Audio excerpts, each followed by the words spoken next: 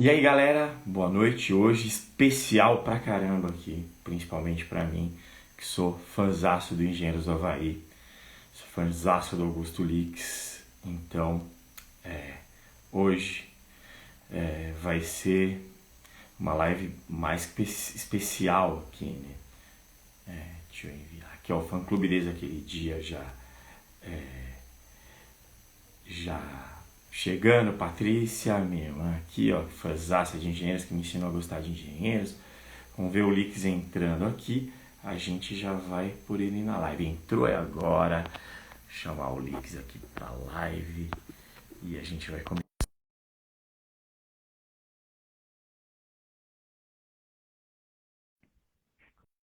Guardar aqui agora, só ele aceitar. Já tá aqui especial, ó, GLM ali na parede. Vamos lá, que hoje, ó, a galera já tá entrando aqui. Todo mundo a fim de conversar com o Lix aqui hoje, hein? Ponto alto aqui no nosso. Boa noite! Boa noite. Tremenda satisfação de estar falando com você. Sou hiper mega power fã. Não tenho nem como expressar aqui ó, ó, a, a, a, a minha idolatria por você. Assim. Obrigado. Olha, um Muito prazer obrigado. estar falando com você. Eu confesso que eu tenho pouca prática em usar é, videoconferências pelo celular, porque eu sou Ah, da geração antiga, né? Mas a gente continua vivendo e aprendendo, né? Mas, enfim, estou obrigado. à disposição. Bacana. Bom, fala um pouco do seu início da infância musical, assim, como você se interessou por música e por guitarra. A minha infância. Olha, eu tive uma infância muito modesta, uma família muito grande, é, não tinha muitos luxo, nenhum luxo, né? Não tinha quase brinquedos, eu tinha que fazer os meus próprios brinquedos. E nessas aí, o meu pai deixava rolando em casa um velho violão, assim, um Giannini, bem magrinho, e que meus irmãos mais velhos, eu sou o caçula da família, eles eventualmente desenvolveram o gosto. O meu irmão Rogério, que é músico também, ele começou a tocar violão e tal. Eu não tocava nada, então, mas quando eu ficava lá em casa sem ter o que fazer, sem muitas opções, eu brincava assim com o agulheiro da máquina de costura da minha mãe, brincava com umas bolinhas de gude, eu inventava soluções para uma infância. E pegava aquele violão, não sabia o que fazer com ele, eu ficava ali mexendo nas cordas. E um dia tive a ideia de trocar as cordas de aço que tinha por linha de pescar, porque Nossa, eu tinha visto que existia violão de corda de nylon, que era mais macio nos dedos, né?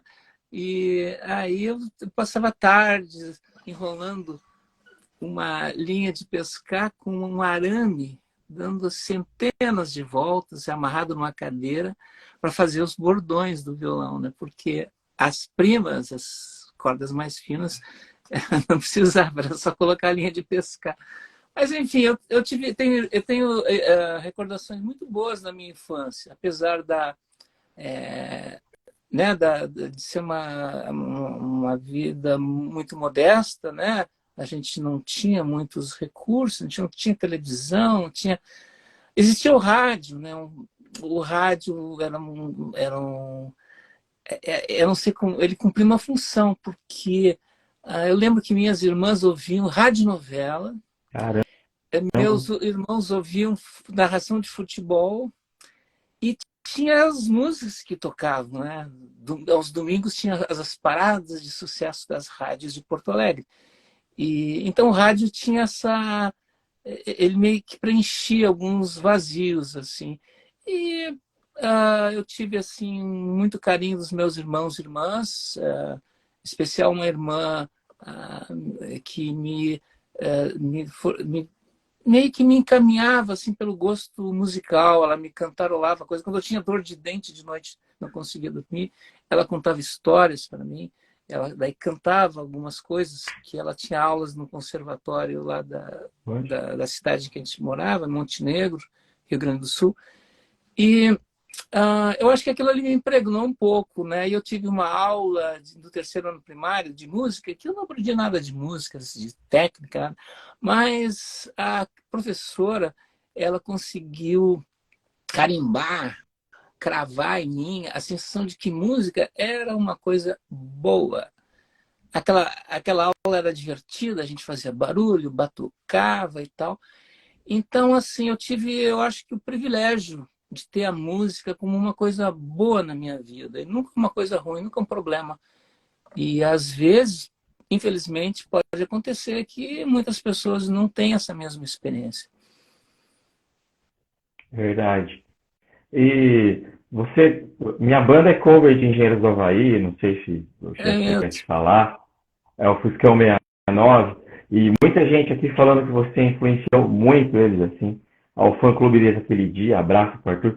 Você tem noção, assim, às vezes, das pessoas, como você atingiu as pessoas, assim, musicalmente? Você tem essa noção quando você começa a viajar por aí, ou Não, não eu consegue tenho ainda? aqueles lampejos e alguém às vezes faz uma declaração. Agora, semana passada, a gente esteve em Fortaleza, com um encontro com fãs lá em Fortaleza. Então a gente conversou muito, houve muitas declarações, assim, tinha perguntas, né?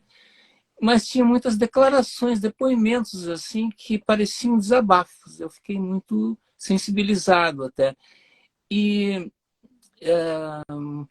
assim, o que eu digo, olha, eu espero ter sido uma influência boa e me perdoem se foi o contrário, né?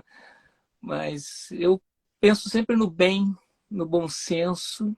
Esses são parâmetros, né, que eu trago de casa, da minha família, né? Então, isso eu sempre cultivei na música também, que a música fosse uma coisa boa, fosse um elemento. E nós estávamos nesse encontro, assim como em Recife, recentemente, em novembro, exercendo uma coisa muito interessante, que é a cumplicidade na música. Porque a música tem essa necessária cumplicidade. Alguém toca, se apresenta, canta, e alguém ouve. E uma parte não vive sem a outra. É necessário ter isso, né? E também eu comentei, às vezes, eu fazia palestras interativas, que foram apelidadas de workshop, né? Porque workshop é uma palavra muito técnica, ela remete assim, a uma aula de, sei lá, escalas, acordes, e não é nada disso, era uma palestra assim, existencial sobre a música. E eu percebi na minha vivência que muita gente se coloca de uma maneira defensiva em relação à música. Assim, eu não dou para música, tipo assim, não se trata disso. Você tem a música na sua vida. Se não tiver, só porque não quer ou porque alguém lhe bloqueou isso. Porque ter a música na vida não significa necessariamente tocar um instrumento ou cantar. O simples ato de você exercitar o hábito de ouvir música, ouvir fazer as suas escolhas do que ouvir, do que não ouvir, isso tudo compõe o que eu chamo assim de um jardim pessoal que cada indivíduo tem e que ninguém se intromete, ninguém deve se meter, que são as escolhas. E ter a música em algum momento, algum cantinho da sua rotina, ter assim o exercício, né, de ouvir música ou tocar, mas isso é o que mais importa. Legal. E quais são as suas influências no rock and roll? Olha, na verdade, assim, eu acho que qualquer indivíduo tem influências da sua própria vida, né? Eu acho que eu carrego até hoje influências que eu recebi desde a infância, desde coisas que eu ouvia aleatoriamente, às vezes involuntariamente, às vezes o vizinho tocava, estava com o rádio ligado, ou outro vizinho cantando no banheiro, coisas assim que vão. Quando a gente é jovem, a gente é como uma esponja, né? A gente assimila, absorve o que tiver ao redor, né? E quando chega a adolescência, você passa a exercer a capacidade de opção, de escolha. Claro que você ainda está muito sensível ao que acontece, você ainda não tem toda a segurança daquilo que você quer na vida, mas você começa a fazer pequenas escolhas. E eu ouvi muita música anglo-americana por causa do período, né, que durante a minha juventude a gente viveu sob o regime militar. Então era muito mais fácil e era muito mais corrente entre os jovens trocar ideia, ou trocar disco ou fitas, cassete, de coisas que vinham do exterior, né? Então a gente teve dos final dos anos 60 para os anos 70, tivemos uma enxurrada de informação musical, assim, de bandas, principalmente britânicas, né? E as americanas nem tanto, alguma coisa só. Eu ouvi muito, eu fiz intercâmbio, né? E nos Estados Unidos eu ouvi muita música americana, muita banda americana que eu não tinha conhecimento, e também havia eu conseguia perceber qual era a dificuldade de que pudesse chegar ao Brasil, assim, porque as bandas britânicas, elas impressionavam muito pelo seu assim virtuosismo sonoro, pela sonoridade. E as bandas americanas, elas tinham muito mais forte do que isso, o menos forte, né? Porque as bandas americanas não eram muito virtuosísticas, eram mais simples até, mas elas tinham um conteúdo literal, falava de coisas que tinham a ver para quem ouvisse lá.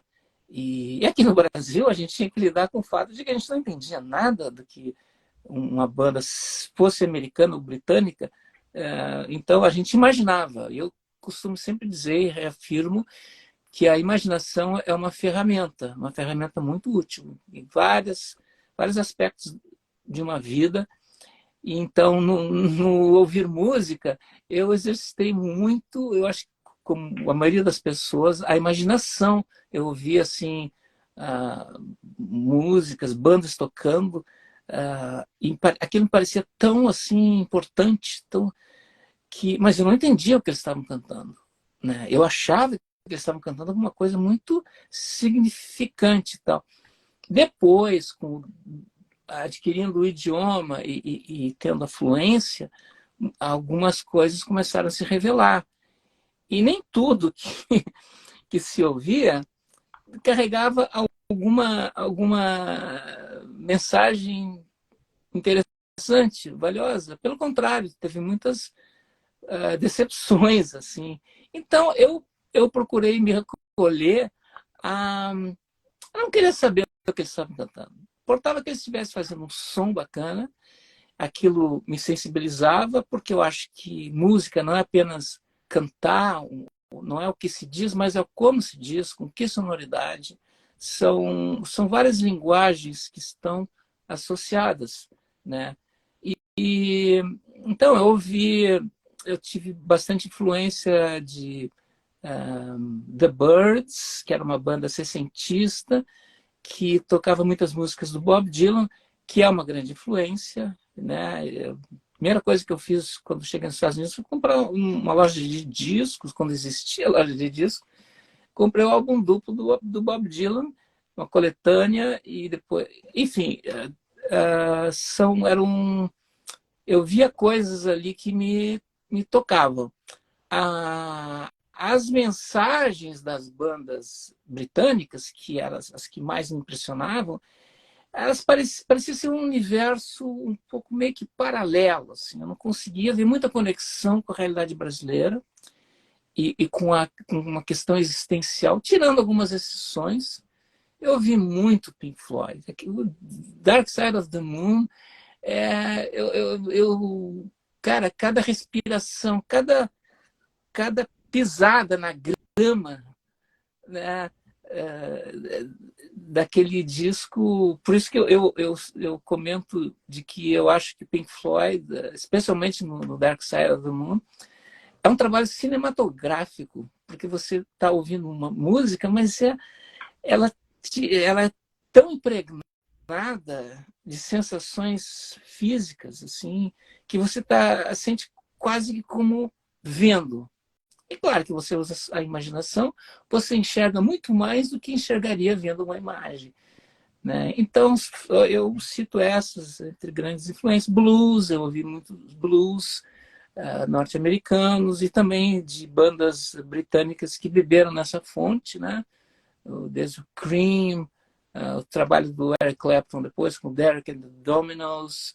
E das bandas americanas eu curtia muito The Allman Brothers Band e Grateful Dead, porque eram coisas diferentes, assim, não era o mesmo parâmetro. Bandas inglesas você meio que colocava num padrão assim de guitarristas virtuosos tocando pesado, riffs e solos. Aí você virava a página para as bandas americanas, você via muitas bandas de country rock, né? Poco e New Riders of Purple Sage, uma coisa assim meio que regional, né? E aí tinha a Allman Brothers Band, que era uma coisa meio blues, querendo ser rock progressivo, e o Grateful Dead, que não era nada disso, era apenas uns caras que resolveram fazer meio que do it yourself, falar das suas inquietações juvenis, e tinha um mundo de gente que se identificava com o que eles cantavam. Legal. E os críticos musicais hoje em dia, eles colocam você como um dos 3 melhores guitarristas ali dos anos 80, anos 90. Os timbres que você usava, você mesmo criava, comprava os pedais, como funcionava? Olha, eu sempre tentei fazer aquilo que estivesse ao meu alcance, com a limitação dos recursos que eu tivesse. Desde que eu comecei a tocar, assim, eu me lembro que eu ainda não tocava profissionalmente e eu rolava alguns sons assim na época de universidade. Eu tive como é que se diz, não sei se é a palavra certa, epifania, uma percepção de que eu não poderia ter tudo na vida. Eu teria que fazer escolhas, né? Então, um dia eu vi um cunhado conversar comigo, né? Eu, na minha inquietação de adolescente, falando que não sabia o que ia fazer da minha vida, não sabia. E ele lançou uma semente, assim, disse, cara, já pensou fazer em música? Porque assim, ó, música, tu vai envelhecer, tu vai chegar lá nos 80 anos, se for feliz a tal ponto, tu vai ter sempre ela contigo, ninguém vai te tirar ela. Aquilo me marcou muito. E aí me deu porque assim, ó, eu não tinha confiança de que eu pudesse tocar. Quando eu era criança, eu sonhava ser pintor. E aí eu via todo mundo dizer, pintor vai morrer de fome. Então, para mim, música era que nem pintor, ia morrer de fome igual. Mas ali, então, bom, eu fui, né, me virando, começando a trabalhar, eu fiz jornalismo, mas eu tinha aquela coisinha meio que ali, um violãozinho emprestado, não tinha nem violão. Aí às vezes me emprestavam, até me emprestaram uma guitarra. Tinha um amigo meu, que era meu colega em aula de inglês, e ele tinha ganhado uma guitarra numa tampinha de Pepsi Cola, né? Mas o sonho dele era tocar bateria, então ele me emprestou, numa época, a guitarra da Pepsi Cola. E aí a gente às vezes tocava, eventualmente conseguia uma bateria. Então, assim, ó, eu fui. Daqui a pouco eu tô encontrando pessoas, né, no meio universitário, e ali me bate assim desde aqueles tempos, uma convicção de tentar fazer o melhor que eu pudesse fazer. Então, claro, com toda a informação que eu já tinha recebido, as influências, eu acabava reaplicando, né? E quando a gente começou a tocar assim, primeiras apresentações em público, eu já tinha uma convicção de, poxa, eu precisava ter ferramentas, eu precisava ter um instrumento. Eu não tinha nem violão. Aí comprei uma guitarra usada, de um primo, de um amigo meu.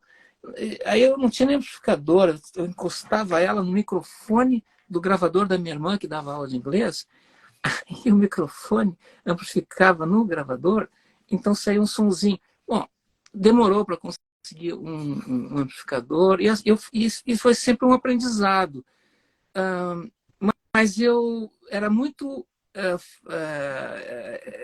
forte em mim que eu precisava de ferramentas, as melhores que eu pudesse conseguir. Então, eu não me preocupava em comprar roupa nova, roupa fina, brinquedos ou coisas mais.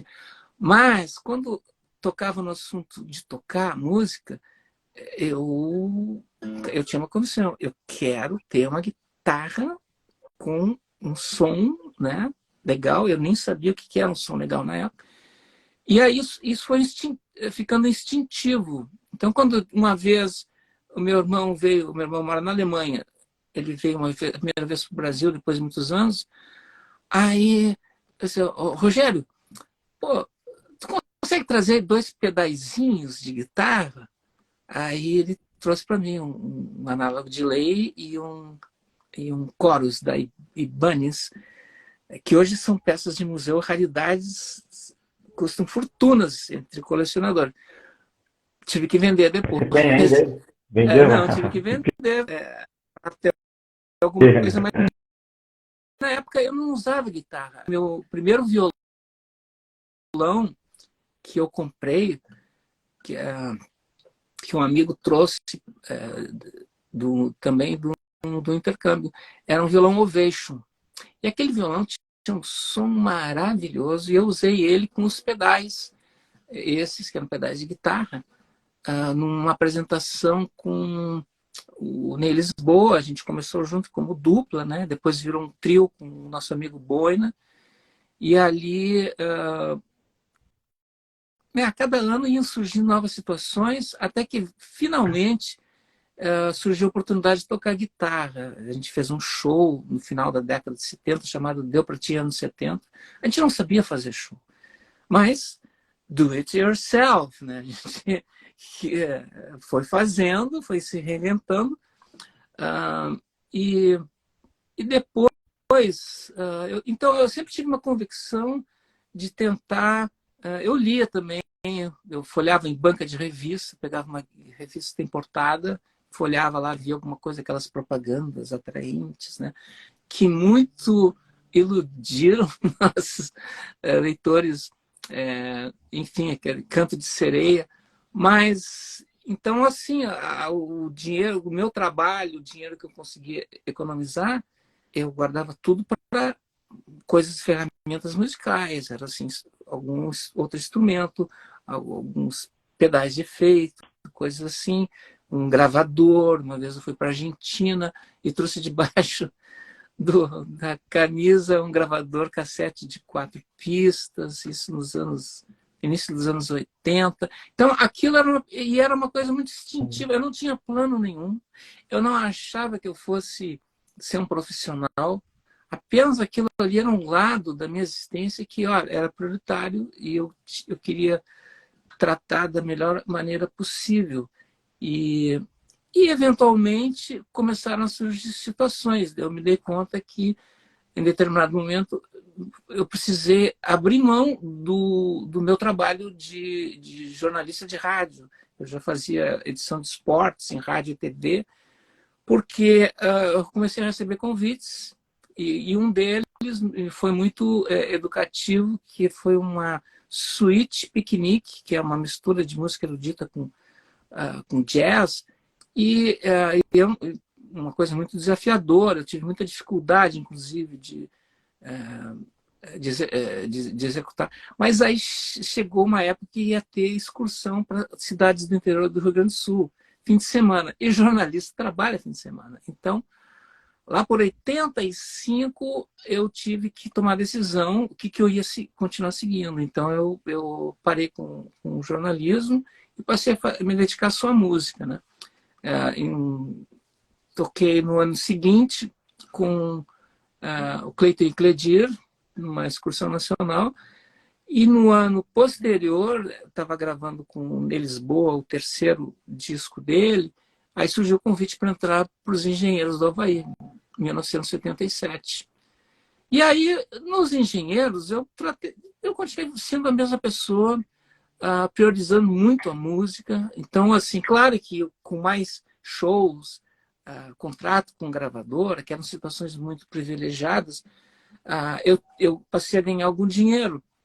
E esse dinheiro eu usava tudo em música. Eu comprava um novo instrumento, equipamento, amplificador, efeitos, para realimentar uma história que era de ter assim uma aquarela de sons, possibilidades sonoras para enriquecer cada canção, para ter algum... Eu não acredito que eu tenha que eu tenha criado muitos timbres. Eu não consigo enxergar, da minha experiência pessoal. Para mim, eu sempre estava buscando e nunca alcançando. Mas eu entendo que é possível que para outras pessoas essa busca, essas buscas, elas em algum ponto elas possam ser lidas e ouvidas como uma coisa diferente, porque esse é o bacana da natureza humana, porque cada indivíduo tem uma sensação própria daquilo que ouve. As pessoas não ouvem tudo da mesma maneira, assim. Então, de repente, alguma coisa que eu fiz ali e tal, pode ter causado alguma impressão né, em algumas pessoas. E, enfim, eu sempre tentei fazer o mesmo, tudo que tivesse ao meu alcance. Claro que eu me frustrava de não conseguir certas coisas, porque assim, comigo sempre fluiu coração e cérebro. Por último, os dedos. Então eu tinha que fazer a tradução coração-cérebro para a parte que iria executar os instrumentos, violão, guitarra, eventualmente teclado, para conseguir, porque no cérebro e no coração as possibilidades Saxofone também? são... Oi? Saxofone também, você tocou algumas vezes? Saxofone? Em Não, Terra de Gigante? Não? não. Era teclado, era sintetizador? Em Terra de Gigantes e Somos Quem Podemos Ser?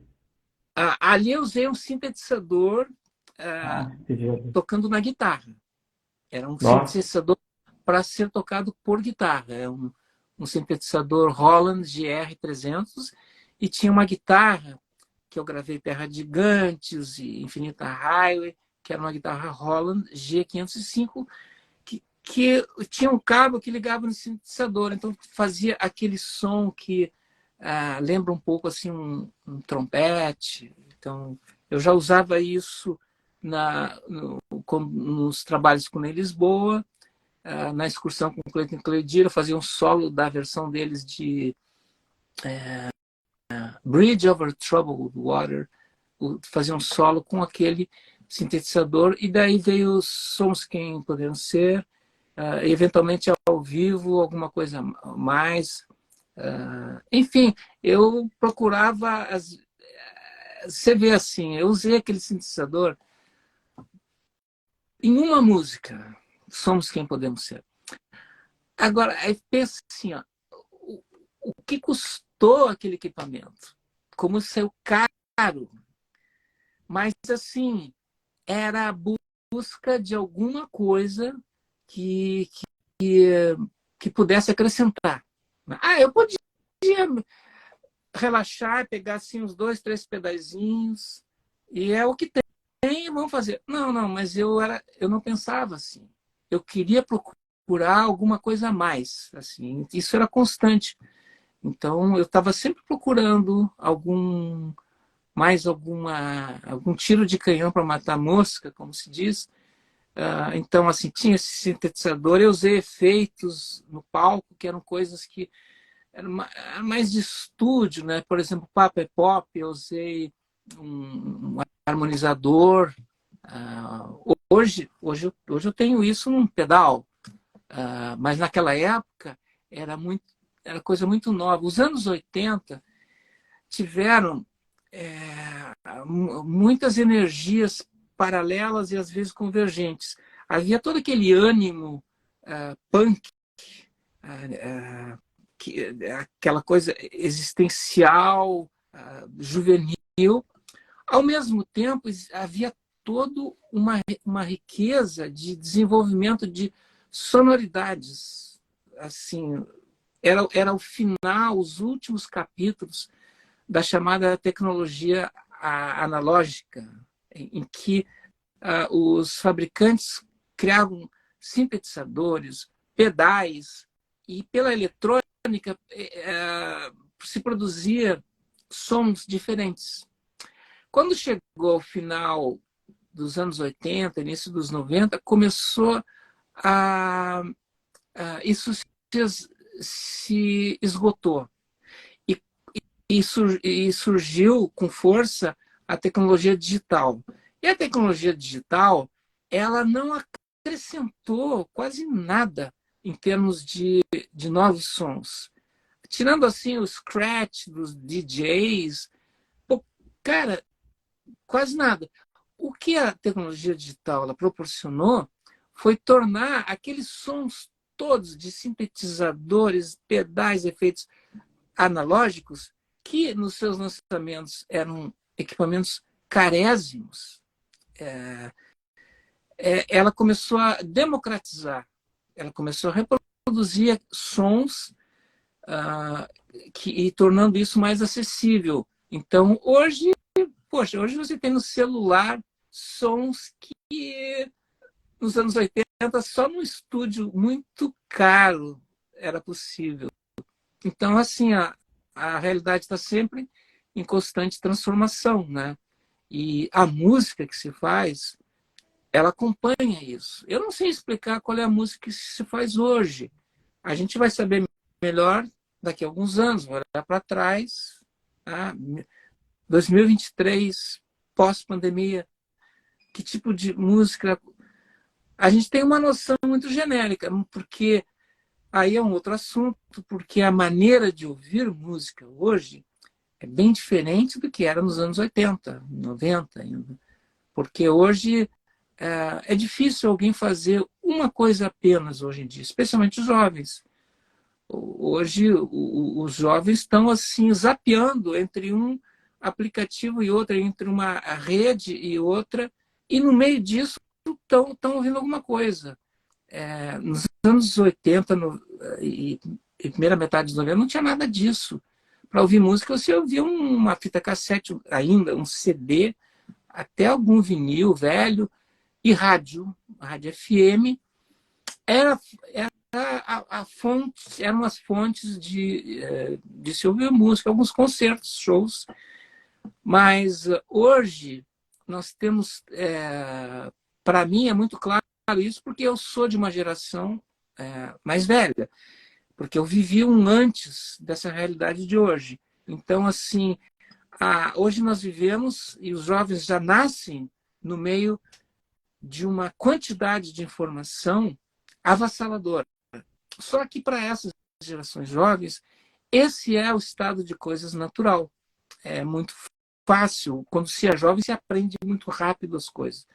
Para as gerações mais antigas, eu não tenho muita facilidade para usar Instagram. Assim. Eu tenho uma conta Instagram que de vez em quando eu posto alguma coisinha ali, alguma informação e tal.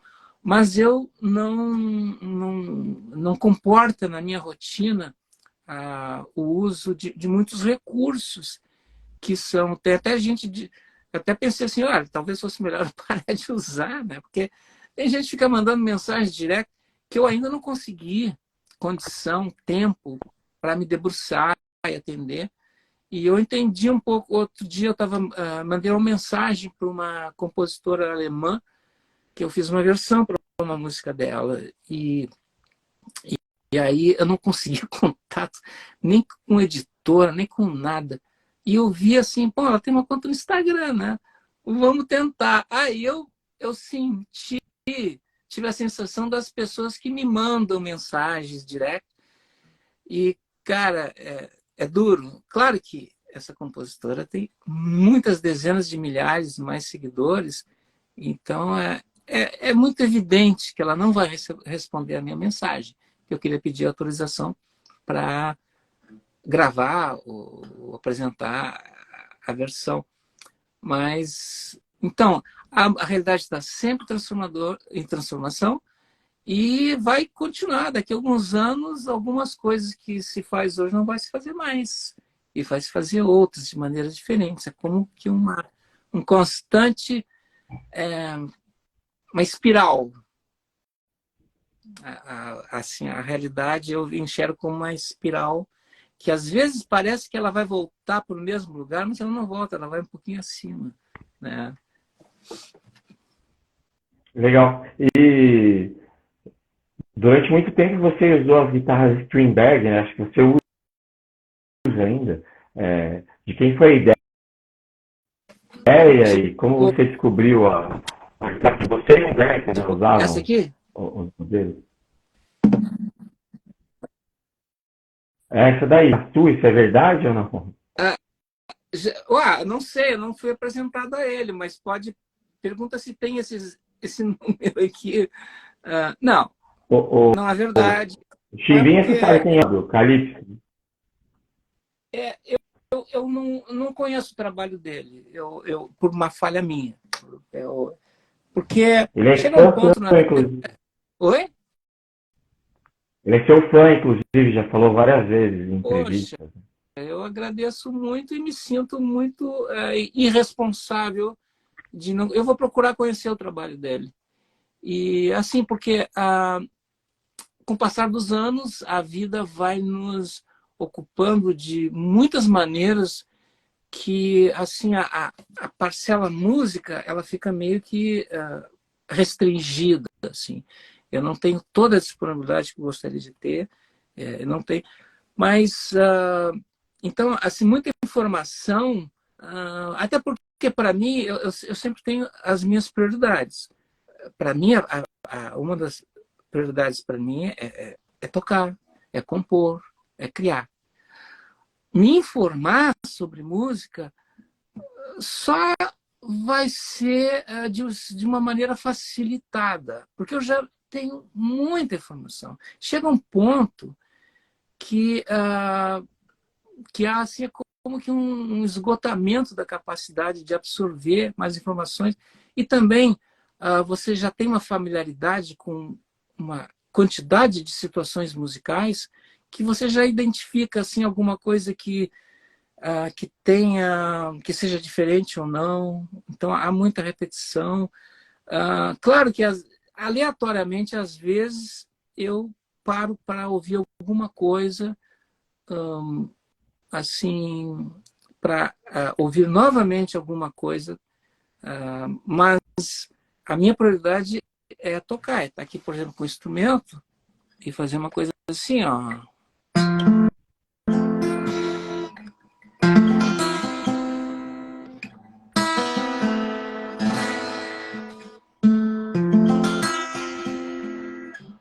Então, eu estava trabalhando recentemente numa trilha para um filme norte-americano, vai se chamar Queen of Knives, é uma sequência de King of Knives, né?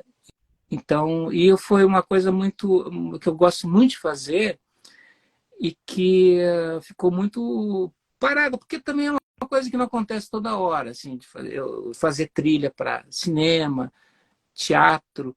Então, e eu fiz só com instrumento, assim, porque assim, eu tenho aqui teclado, computador, posso fazer uma trilha com baixo, bateria, mas ali eu fiz basicamente só com violão. E usando...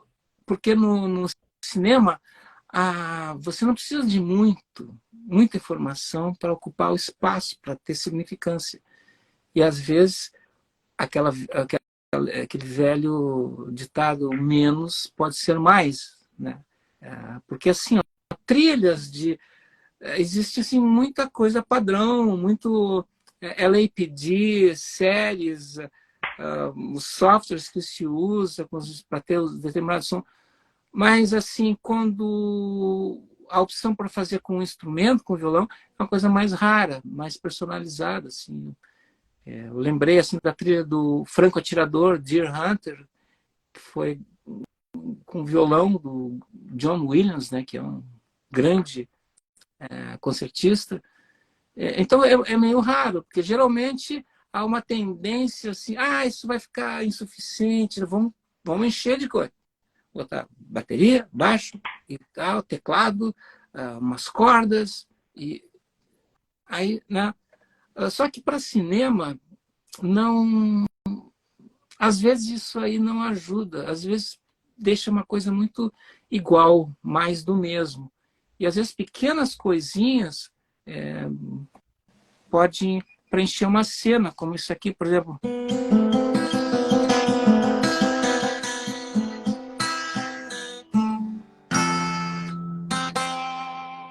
Né? Então, você vai botar a bateria abaixo, para quê? Né? Então, assim, então, nos últimos tempos, eu tenho até resgatado um pouco assim, contato com tocar o instrumento acústico e cantar também. Né? Porque recentemente eu resgatei um pouco com a gravação com a banda que nunca existiu, né?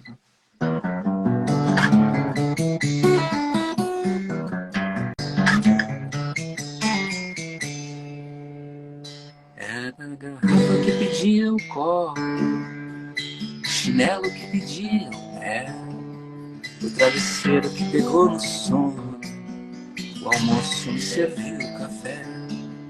Era a toalha que pedia o banho, o silêncio, a meditação, a caneta que escreveu a letra.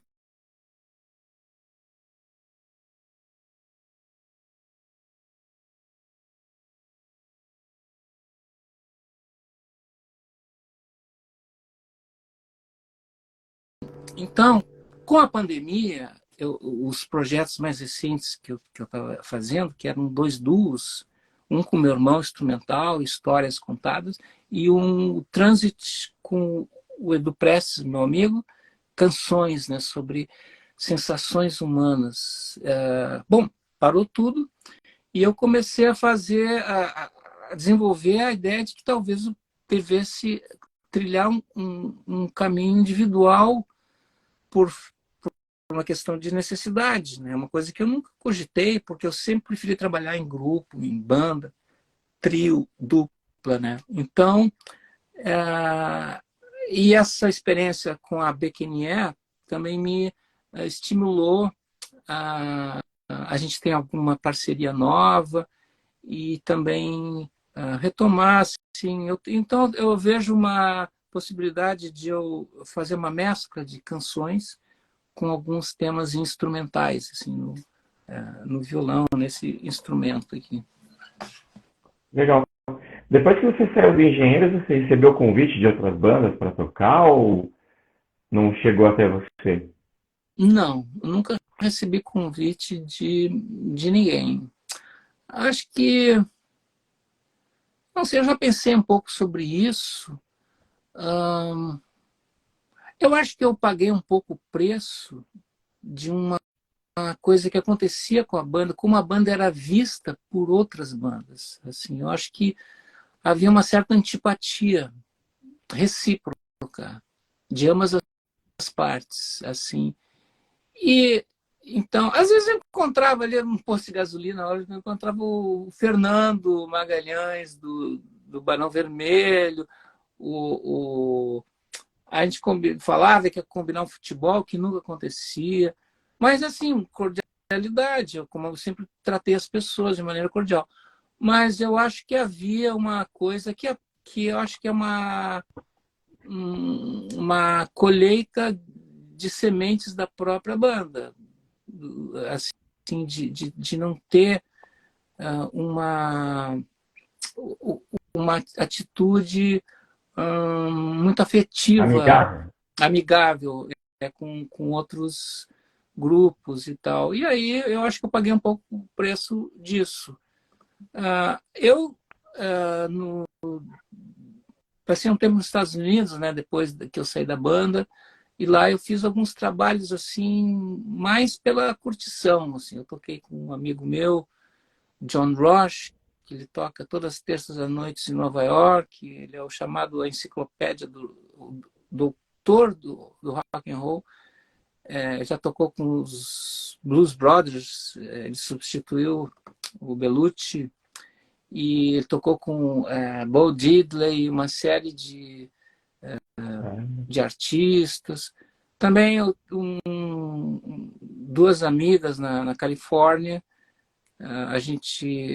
Eu fiz algumas coisas que eu tinha feito quando era adolescente, tocar em instituições, asilos, hospitais, né? Então, pela satisfação, né, de estar fazendo alguma coisa útil. Mas eu tive que dar um longo período sabático assim, em relação à música, porque qualquer coisa que eu fizesse ia ficar muito a reverberação do que eu tinha feito na banda. Aí, né, era uma coisa que não ia me ajudar. Então, eu fiquei muito tempo sem, sem fazer nada assim, profissional, exceto algumas trilhas de para cinema, para teatro, que é sempre uma coisa que me dá satisfação. E aí, lá por 2016, mais ou menos, 17, teve o meu irmão me convidou para fazer uma participação no recital dele, e ele deu o nome de Licks Blues, e a gente começou a fazer isso todo ano, até que veio a pandemia. E com o Edu, o Transit, a gente estreou no final de 2019, com 2 shows, um no Rio de Janeiro e outro em Juiz de Fora. Na verdade, o contrário, primeiro em Juiz de Fora, depois no Rio de Janeiro. E a gente ia fazer uma excursão nacional. É um duo em que a gente usa 2 instrumentos que a gente modificou, que a gente chama de albinas. E a gente usa efeitos sonoros, um pouquinho, bebendo um pouco naquilo que eu tinha feito no Filmes de Guerra, Canções de Amor, que eu usava uma guitarra semiacústica com alguns efeitos típicos de guitarra elétrica, né? Então, o Transit tem isso e tem canções, algumas nossas, de cada um, outras parcerias, e algumas canções de terceiros que a gente organizou numa espécie de uma viagem, um passeio pelas sensações humanas, desde a ingenuidade, a inocência, passando pela decepção, a traição, a raiva, a fuga. Então, para cada uma dessas sensações, tem uma música que ressoa, que passa essa sensação. Então, o plano é a gente começar a gravar esse material agora nesse Legal. ano. Bacana. Veio uma pergunta aqui do Gabriel, se é verdade que você foi convidado para participar do acústico do Engenheiro de 2004 e teve algum convite de participar de algum show, de algum CD do Engenheiro nesse período pós sua saída?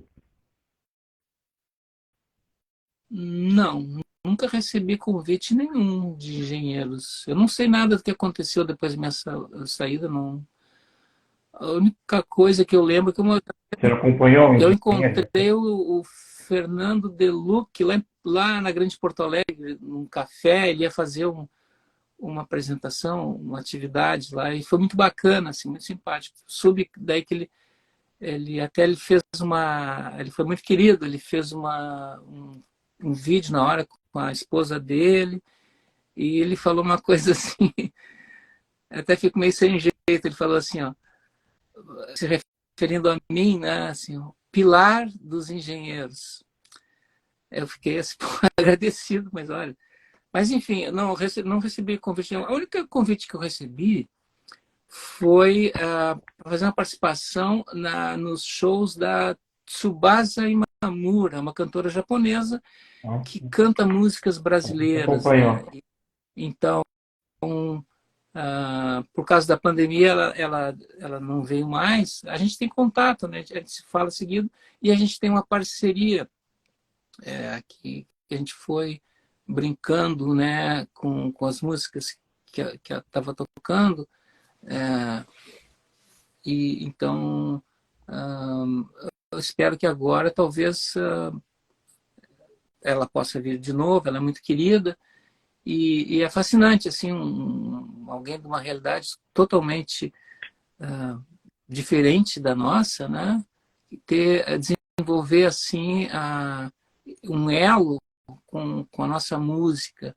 Então ela canta, claro, canta com sotaque japonês e tudo mais, e ela faz uma coisa que ela, talvez por ela ser estrangeira, seja possível ela fazer e talvez alguém brasileiro não pudesse fazer. A escolha do repertório, o que ela canta. Olha ali, ó, estou vendo uma pergunta. Pergunta para o Augusto se ele pretende gravar em vídeo e áudio o projeto Lix Plus. Poxa, seria maravilhoso. Porém, tem um detalhe.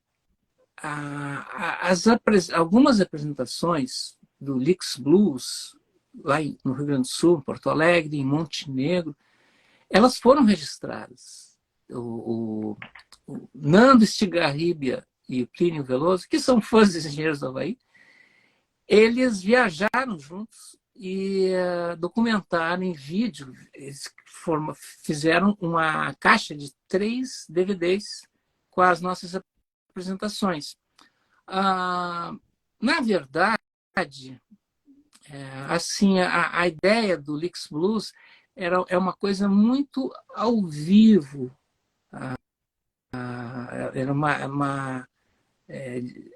Era por definição, uma coisa que acontece assim naquele momento, que eu não tenho muita certeza, até porque eu teria que saber do meu irmão, né? O meu irmão é bem mais velho do que eu, né? Ele tem que saber como é que está a saúde, e se ele teria alguma...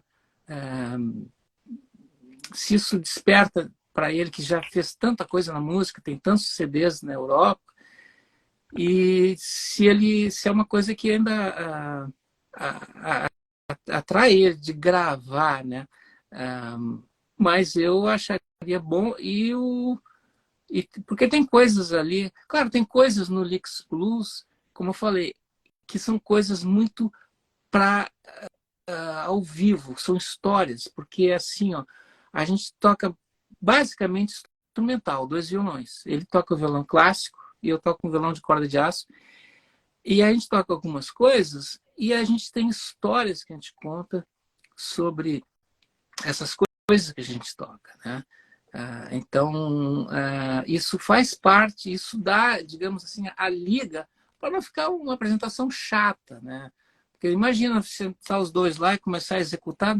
Cara, hoje em dia, em 15 minutos, as pessoas já estão vendo celular. Já estão... Então, a gente desenvolveu um formato de tocar algumas coisas e contar.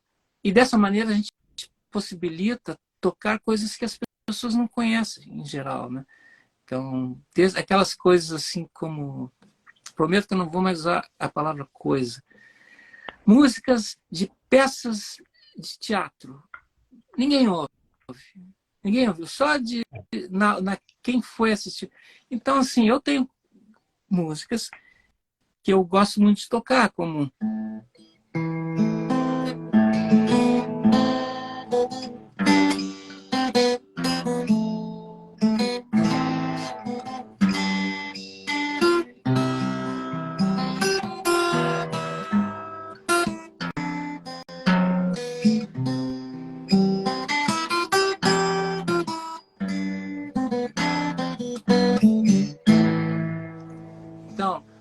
isso era para um momento em que uma atriz fazia uma dança e eu usei o sintetizador, aquele GR300, para fazer uns sons diferentes.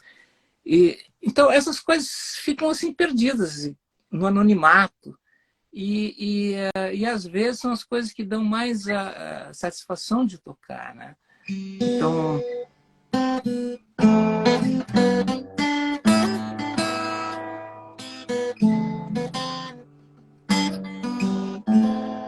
são coisas assim que eu gosto de tocar. A gente toca umas músicas anônimas. Então, tem aquela brincadeira do cano de Pachelbel, que é uma, assim, para quem toca violão e guitarra, sabe, assim, que é acordes, né? Então, e às vezes com mesmos acordes, muitas músicas foram feitas usando uma coisa simples, né?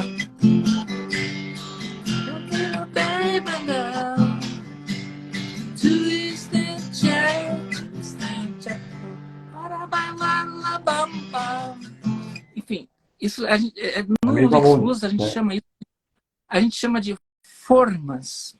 Assim como faz um pão, você precisa de uma forma, exceto a broa jogada polonesa, que pega uma pá e joga para dentro do forno, não vai formar.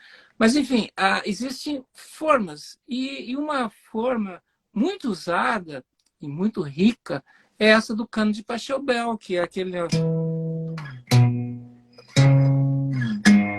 Então, aqui, várias músicas foram compostas assim.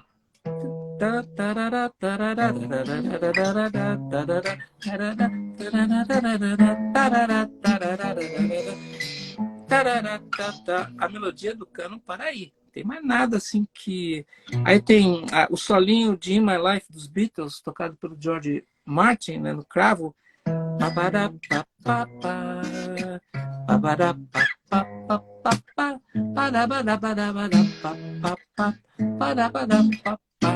Aí tem Rain and Tears are the same.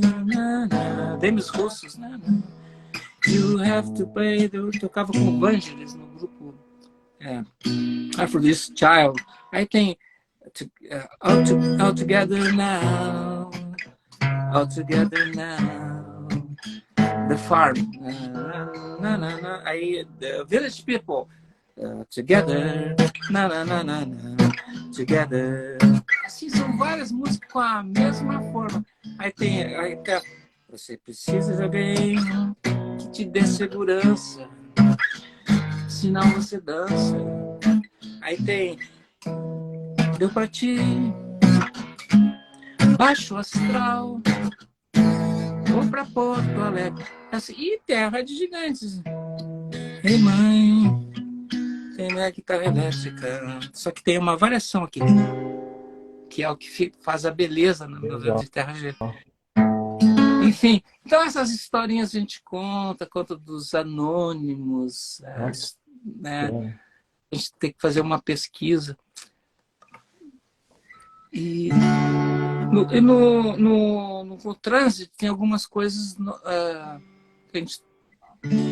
Nossa, assim, então, por exemplo, Não Lugar, é uma parceria minha do Prestes.